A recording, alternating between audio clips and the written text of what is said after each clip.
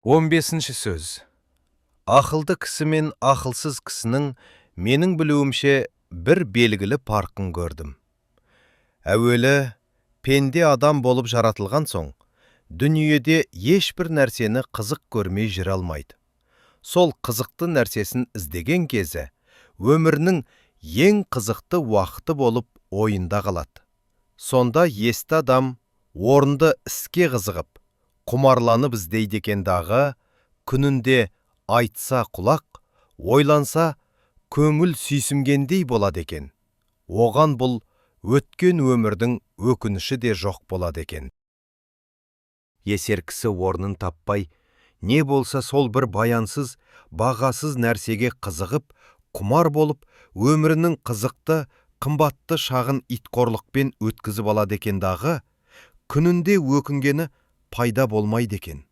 Жастықта бұл қызықтан соң, және бір қызық тауып алатын кісімсіп, жастығы тозбастай, буыны босамастай көріп жүріп, бірер қызықты қуғандақ мойны қатып, буыны құрып, екінші талапқа қайрат қылуға жарамай қалады екен. Үшінші, әрбір нәрсеге қызықпақтық. Ол өзі бойға құмарлық пайда қылатын нәрсе екен.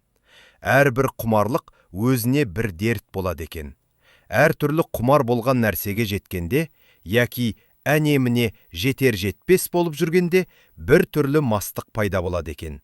Әрбір мастық бойдан оғатты көп шығарып, ақылдың көзін байлап, төңіректегі қараушылардың көзін ашып, ананы-мынаны дегізіп, бойды сынататұғын нәрсе екен.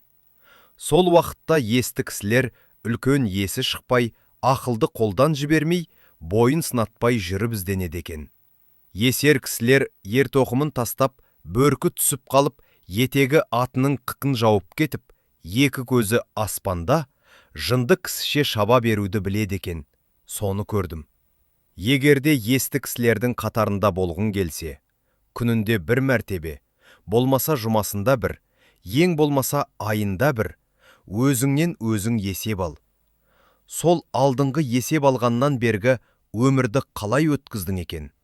Не білімге, не ақыретке, не дүниеге жарамды, күнінде өзің өкінбестей қылықпен өткізіппісің. Жоқ болмаса, не қылып өткізгеніңді өзің де білмей қалыппысың.